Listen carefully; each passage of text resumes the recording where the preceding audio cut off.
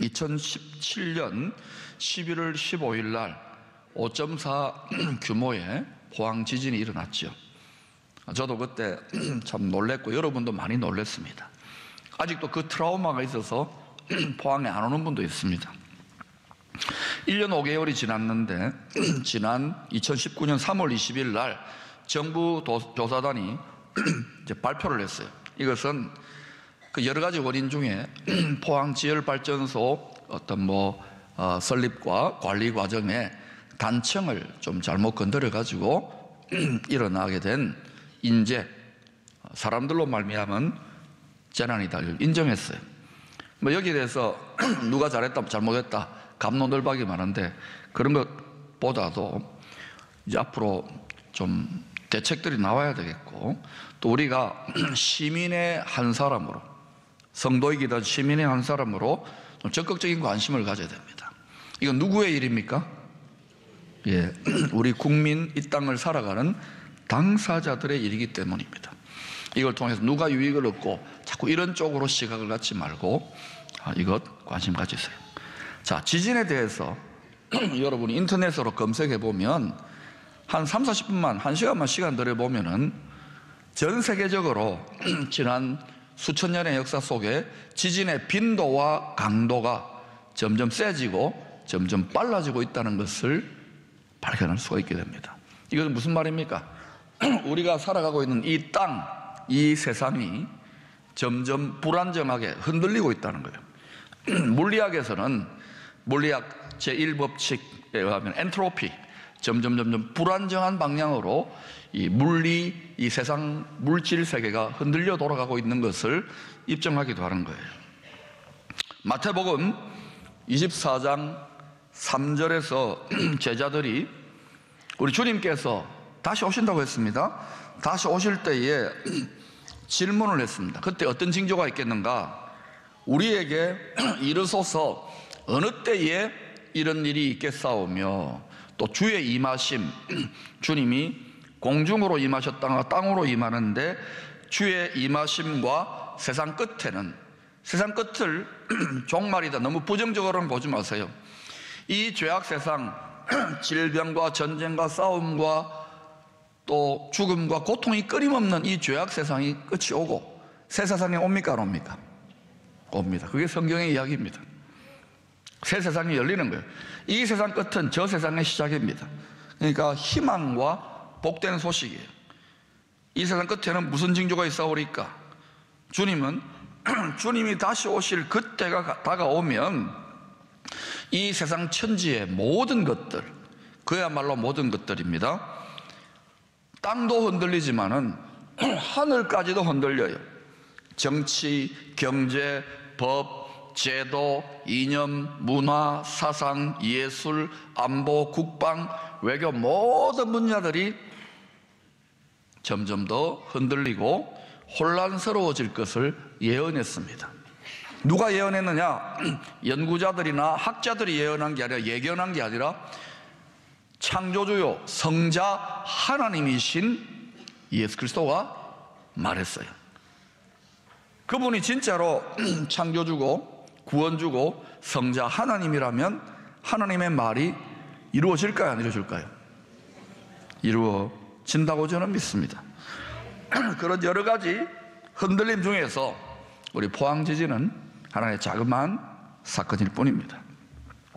심지어 마태복음 24장 29절은 하나님이 만왕의 왕, 우주의 통치자, 주관자가 계시는 그 하늘을 가리켜서 사도 바울은 셋째 하늘이라 그러죠.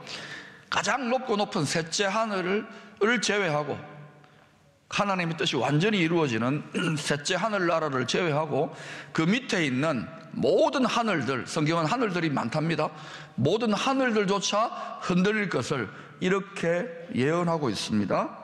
그날 환란 후에 즉시 해가 어두워지면, 아하, 이게 징조구나 알아야 돼요.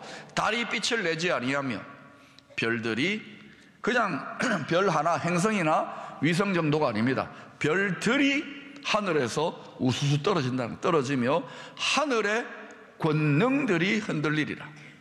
여러분, 우리가 하늘의 별이나 태양이 지구가 자전하고 공전하고 이런 모든 우주 만물이 돌아가는 게 그냥 돌아가는 게 아니라 어떤 권세의 능력, 힘으로 딱 붙들고 있는 거예요. 정교하게. 근데 이게 크게 흔들리게 돼요. 주님이 다시 오실 때. 그러면 어떻게 됩니까? 별들도 떨어지고 해도 어두워지고 이렇게 된다는 거예요.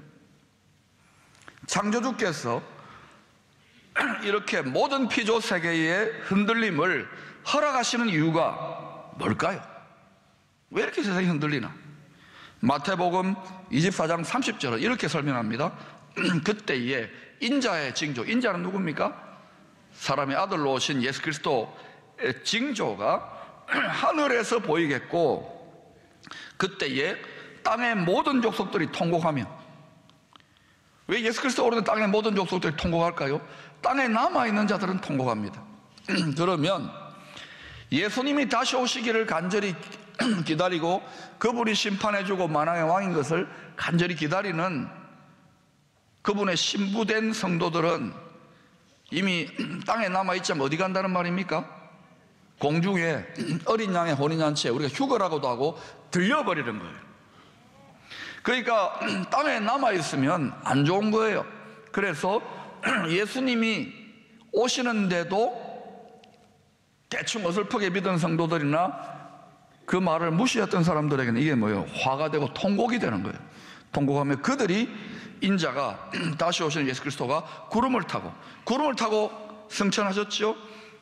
다시 능력과 큰 영광으로 오는 것을 보리라. 이것을 하나님이신 예수님이 예언했는데 우리 믿는 자들은 이걸 믿습니다. 그리고 믿지만 이게 진짜일까 흔들리는 사람도 있지만 저는 이걸 확신하고 믿어요. 그러나 믿거나 말거라는 자유입니다. 그렇죠? 자유. 그러나 저는 믿습니다. 이런 일이 일어날 것이라고 저는 바라보고 살아가고 있어요. 대책을 세우는 겁니다. 이 세상 천지의 모든 것들이 흔들리게 되는 이유는 흔들리지 아니하는 굳건한 반석, 우리 찬양 많이 하잖아요. 굳건한 반석 누굽니까? 예수 그리스도의 다시 오실 길을 예비하기 위함입니다. 이에 대해서 여러분 오늘 읽었던 히브리서 12장 26절 27절은 좀 어려운 말로 이렇게 설명합니다. 그때는 그 소리가 땅을 진동하였거니와. 이때는 어느 때냐면 모세의 출애굽의 때 시내산 사건을 말합니다. 그때는 하나님의 소리가, 하나님의 어명이 땅을 진동하였거니와 이제는 약속하여 이르시되 내가 또 한 번 흔들었으니까 또 한 번만, 땅만 아니라 이번엔 뭐도 흔들어요? 하늘도 진동하리라. 하늘도 진동하는 일이 일어난다는 거예요. 안 일어났으면 좋겠는데 일어나요. 진동하리라 하셨느니라. 이 또 한 번이라 하심은 진동하지 아니하는 것을 영조는 뭡니까? 영원히 존속시키기 위하여 진동할 것들, 곧 만드시는 것들, 하나님이 피조 창조한 것들을 변동될 것을, 흔들 것을 계시 나타내심이라. 흔들리지 아니하는 그리스도의 나라, 흔들리지 않는 그리스도의 나라를 새롭게 건국하시려고, 새로운 건국입니다. 새롭게 건국하시려고 이런 큰 진동이 세상 나라들에 임한다는 것입니다. 다시 한번 마치 이것은 새 생명이 태어날 때 때가 차게 되면 해산의 진통이 점점 더 빠르고 강해지는 것과 같은 이치입니다. 우리 아기 낳아보신 엄마들 있지요? 저도 낳아봤으면 하는데 저는 영적으로 낳아보지만 몸으로 안 낳아봤어요. 우리 사모가 아기 낳는 거 보니까 아기 낳을 때가 되니까 점점 배가 불러와요. 살도 찌고 막 그래요. 그런데 그뿐만 아니라 어떻게 돼요? 막 이제 진통이 오기 시작하는 거예요. 진통이 오고 점점 빨라지면 어떻게 됩니까? 이게 아기가 태어나기 일보 직전인 거예요. 우주에 우주 만물도 이게 사람의 몸하고 똑같아. 새 나라, 새 생명, 새 정신이 태어나기 위해서 진통하는 일이 일어나요. 흔들리는 일이 일어난다고요. 여러분, 대한민국도 지금 하나님의 때에 하나님의 천국의 복음의 사명을 감당하기 위해서 나라 전체가 지금 흔들리고 있잖아요. 이걸 통해서 뭐가 첫 번째 뽑혀져야 되냐면 새로운 정신이 뽑아져야 되는 거예요. 제정신이 아니기 때문에 지금 이렇게 힘들어지는 거예요. 지도자들로부터 어린아이들까지 정신교육, 그래서 정신 차릴 때가 되는 거예요. 정신 차릴 때가. 정신 차리면 삽니까 못 삽니까? 그런데도 정신 안 차리고 먹고 사는 데만 바쁘면 어때요? 정신없이 먹고 사는 데 바쁘면 결국은 망합니다. 그러니까 정신 차리는 운동을 지금 우리가 하고 있는 거예요. 그러니 앞으로 세상이 혼란스럽고 진통이 있고 변동이 심해진다고 해서 두려워하거나 이상하게 생각해서는 안 될 것입니다. 여러분, 산모가 아기가 막 이제 점점 자라나가지고 뱃속에 아기가 태어날 때가 되면 진통하는 것은 정상적인 일입니까? 비정상적인 일입니까? 근데 진통을 하고 아파하는데 왜 아프냐? 왜 진통하냐? 이러면 됩니까? 안 됩니까? 아파하고 진통하고 흔들려야 되는 거예요. 그리고 죽기 살기로 나아야 되는 거예요. 다 나았잖아요. 애기 낳았다면은 앞으로 다가올 일들로 충분히 감당할 수 있습니다. 할렐루야. 이것은 마치 농부가 키질을 하는 것 같아요. 왜 키질을 합니까? 알곡과 가라지, 알곡과 죽정이를 키질을 흔드는 거예요. 이렇게 흔들면 어때요? 예수를 믿는다 그러지만 행함도 없고 이렇게 우리가 그걸 뭐예요? 날파리가 아니라 뭐예요? 날라리 신자. 날려가 버려요. 그래서 날라리라고 하는 거예요. 그러면 안 돼. 알곡이 돼요. 알곡이. 진짜 믿고 진짜 행하는 자들은 이렇게 흔들릴 때도 점점 하나님 안으로, 하나님 말씀 안으로 가는 거예요. 그게 살 길일까요? 죽을 길일까요? 그게 영원히 잘 살 길이라고 구원의 살 길을 제시하는 이 책은 말하고 있어요. 그런데 이 세상의 불법적인 신이요, 가짜 신이요, 가짜 왕노로 하는 사탄이, 마귀는 이 책을 불법의 책으로 만들어야 되는 거예요. 그래서 불법을 합법으로 만들고 죄를 죄 아니라고 우기는 쪽으로 가면 이 책이 불법책이 됩니다. 사람이 불법이라 그러도 하나님이 합법이라 그러면 하나님이 법이에요. 그러니 여러분, 이 법을 믿음에 사는 싸움으로 지킬 수 있기를 바랍니다. 이것은 교회나 우리의 믿음 정도가 아니라 나라를 지키고 세상을 지키는 거예요. 왜? 사단 마귀는 온 천하, 온 세상을 꼬셔가지고 속여가지고 제정신이 아니게 만들어가지고 네 죽고 내 죽고로 데리고 들어가는 거예요. 하나님은 어때요? 좋으신 우리 하나님 아버지, 죽기까지 우리를 사랑하시는 아버지는 네 살고 다 살아라, 이게 아버지의 마음이에요. 그래서 사람들이 속아요. 이 세상이 천년만년 영원토록 지속되지 않는다는 거예요. 여러분의 심장이, 여러분의 생명이, 육신의 생명이 천년만년 영원토록 되는 게 아니에요. 우리는 지금 썩어가고 있고 죽어가고 있어요. 한 번 죽는 것은 사람에게 정해진 것이죠. 여러분, 이 말을 하나님 말씀 믿습니까? 흔들리는 분이 많을 거예요. 진짜 그런가? 왜? 세상이 거꾸로 돌아가거든요. 그걸 믿음의 시험이라는 거예요. 그때도 흔들리지 말아야 돼요. 근데 제가 보니까 믿음이 연약한 사람들이 많잖아요. 막 흔들려요. 오늘 일요일 날 예배 한번 드리기 올라오기도 많이 흔들렸을 거예요. 갈까 말까 앉아가지고도 설교를 들을까 말까 시계 보기만 해보세요. 전 세계가 네트워크로 하나로 다 뭉쳐져 있잖아요. 옛날도 그랬지만 통일장 이론, 그리고 지금 전 세계가 인터넷과 네트워크로 돼가지고요, 어디서 뭐 주식이 폭등하거나 주식이 폭락하면 다 출렁출렁거립니다. 서브프라임 모기지라든지 IMF 사태라든지 또 곡물, 유류, 오일 쇼크, 에너지나 뭐 오일이나 또 뭐예요, 뭐 전쟁, 모든 것이 전부 다 연결돼 가지고 요동치도록 묶여져 있는 거, 하나 되어 있는 거예요. 그러니 이렇게 흔들리고 변동이 점점 더 많아집니다. 눈만 뜨면 새로운 소식 이런 거 저런 거 아닙니까? 우리는 전혀 천년만년 편안할 줄 알았는데 여기도 지금 흔들렸잖아요, 지진이. 그런데 이런 변동과 진동이요, 전 세계적인 변동과 진동이 먹고 사는 문제, 경제 영역에서도 일어날까요, 안 일어날까요? 우리만 열심히 일해가지고 뭐 포스코에서 일하고 열심히 뭐 회사 가서 일하고 이러면은 잘 될까요? 만약에 여러분 철강 관사 하나 툭 때려버리면 어떻게 될까요? 아무리 열심히 일해도 더 거시적인 구조적인 문제에서 더 높은 권세에서 이게 다스려지는 거예요. 그런데 이 세상 권세보다 더 높은 권세가 있습니까, 없습니까? 저는 그 권세자의 말을 따라가는 게 진짜 잘 사는 길이라고 생각되는 거예요. 그래서 지금 세상에 우리 대한민국이나 시나 도나 모든 지도자들이 이 하나님 아버지 말대로 살고 있느냐는 거예요. 기껏해야 잘 사는 것을 돈 많이 벌면 잘 살고 돈 적어지면 못 살고. 여러분 앞으로 경제, 경기, 세상 어떻게 돌아가는지 예언해 드릴게요. 확실하게 예언해 드릴게요. 뭐냐? 올라갔다 내려갔다 올라갔다 내려갔다 올라갔다 내려갔다 더 빨리. 그러면 어때? 우리는 기분 좋았다 나빴다 기분 좋았다 나빴다 기분 좋았다 나빴다 이렇게 살면 안 돼요. 그러면 사람이 미쳐버립니다. 올라가든 말하든 하고 그냥 알아서 투자하시고 그냥 아버지 말대로 사는 게 제일 잘 사는 길입니다. 영원토록 잘 사는 길입니다. 이 탁월한 잘 사는 길을 제시하겠다는 거예요.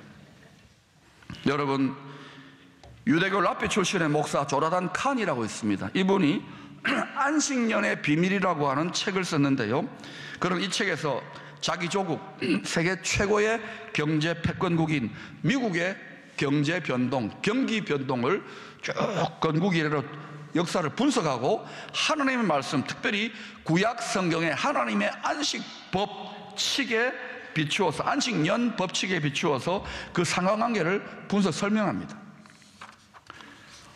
그런데 바로 저분인데, 하나님의 말씀에 비추어 미국의 역사와 경제 그리고 전 세계에 미치는 파장들에 대해 설명한 그의 책들은 사람들이 굉장히 충격을 받았어요. 그래서 뉴욕 타임즈의 장기 베스트셀러로 거의 10주, 20주 막 연속으로 베스트셀러가 됐어요. 제 책은 읽지도 않는데. 그리고 미국 국회의사당과 뉴욕 유엔 본부의 세계를 움직이는 지도자들 모임에서 특강을 합니다. 특별히 경제 변동과 관련해서, 경기 변동과 관련해서는 미국인들이 하나님 말씀의 법에 순종하는 경제 활동을 하게 되면 하나님이 말씀으로 약속하신 안식의 축복, 안식하면은 축복을 통하여 지속적인 번영과 평화를 누리게 되지만, 샬롬을 누리게 되지만, 계속해서 불순종하고 거역할 뿐만 아니라 대적하게 되면 일종의 강제 안식 집행이 이루어지는 거예요. 강제 안식하는 법이 뭡니까? 사람이 하도 막 난리치고 이러면 어때요? 마취 주사를 낳거나, 그죠? 감금해버리듯이 전쟁이 일어나거나 기근이 일어나거나 재난이 일어나거나 이런 일들로 해가지고 경기 침체 이거 해가지고 강제적으로 쉴 수밖에 없게 되는 거예요. 하나님 말씀 대적하면서 아무리 열심히 부지런히 일해도요, 직장 없어지면은 쉴 수밖에 없어요. 이게 강제 안식 집행인 거예요. 그러니까 자원하여 순종함으로 하나님의 안식법대로, 하나님의 이름대로 말에 순종하는 것이 하나님의 안식에 참여하는 비밀이에요. 이렇게 되면은 지속적으로 형통하고 평안합니다. 그런데 계속해서 믿노라 그러고도 계속 막 잔꾀 쓰고 잔머리 쓰고 자기 마음대로 믿으면 어떻게 됩니까? 그리고 안 믿으면 심지어 대적하면 어떻게 될까요? 그러면 망합니다. 강제적으로 안식을 시켜버려요. 그러니 여러분, 이 도성과 적어도 이 나라가 어떻게 운용돼야 되겠습니까? 이 나라가 천국이 되고 천당이 되면은 전 세계가 다 이리로 와가지고 도움을 받을 거 아닙니까? 근데 이게 경제, 물질 문제가 아니에요. 정치 문제가 아니에요. 국방 문제가 아니에요. 정신, 신 결정은 신의 말씀이 결정하는 거예요. 그것을 이 조나단 칸 목사님이 이야기하고 있는 거예요. 하나님 말대로 사는 게 잘 사는 길이다. 거역하고 대적하지 말라고 경고하고 있는 거예요. 여러분 믿든 안 믿든 여러분 그 자유지만 저는 이 말씀이 사실이라고 믿습니다. 학개서 2장 6절 7절은 출애굽 시내산 사건 이후에 다시 오실 예수 그리스도가 오실 때의 사건을 이렇게 예언합니다. 만군의 여호와가 이같이 말하노라. 조금 있으면 내가 하늘과 땅과 바다와 육지를 진동 흔들 것이요 또한 모든 나라를 진동시킬 것이며 모든 나라에 보배, 우리의 관심은 보배입니다. 보배가 이르리니 내가 이 성전에 영광이 충만하게 하리라. 만군의 여호와의 말이니라. 세상 물질도 왕이, 영광스러운 대통령이, 수상이, 권세자가 어디에 있느냐에 따라서 물질이 가는 거예요. 만약에 여기가 청와대가 있다 그러면 어때요? 여기가 금방 물질이, 보배가 올 건데요. 그런데 우주의 왕이신, 만왕의 왕이신 하나님이 영광의 임재가 계속 여기에, 정말 하나님을 인정하고 사랑하고 그 말씀대로 사는, 나를 사랑하는 자 내가 그와 함께 함께 할 것이고 거주할 것이라. 해비테이션, 거주하는 일들이 일어나면 어떻게 될까요? 그러면 하나님이 여러 나라들이나 도성들 중에, 야, 여기가 너무너무 좋아, 이 교회, 이 성도는 너무너무, 이 가정 너무너무 예배를 잘 들어. 그러면 영광의 왕이 딱 임하면 어때요? 세상의 모든 권세자들보다 더 높은 최종 권세자의 영광을 따라서 보배가 이르지 않을까요? 저는 그렇게 생각되어지는데, 근데 이게 쉽지 않아요. 왜?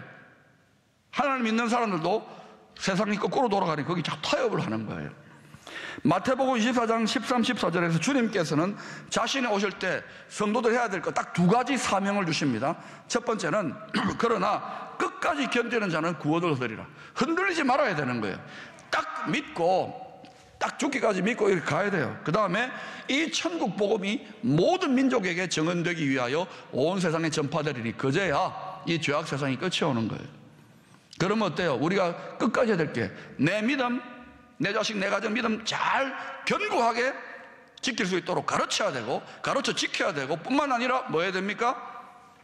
천국 복음 온 세상에 전해야 되는 거예요. 모든 것이 흔들리고 변동하고 두려워 떠는 시대에, 염려하는 시대에 흔들리지 않는 우리에게 사명을 주셨어요. 일거리를 주셨어요. 일할 게 있다고요. 바로 이 천국 복음, 예수 복음의 사명에 최선을 다하고 거기에 올인하는 개인과 가정과 교회와 나라와 도시에 하나님이 어떤 일을 하실까요? 저는 잠언서 13장 22절의 약속이 이때 이 일을 위한 약속일까 생각합니다. 선인은 누굽니까? 하나님의 뜻대로 온전히 사는 자는 그 산업을 자자손손에게 끼쳐도, 뭐 상속하고 불법 정리하고 뭐 어디 꼬불쳐 놓고 그런다고 해서 재산이 계속 이어지는 게 아닙니다. 다 셉니다.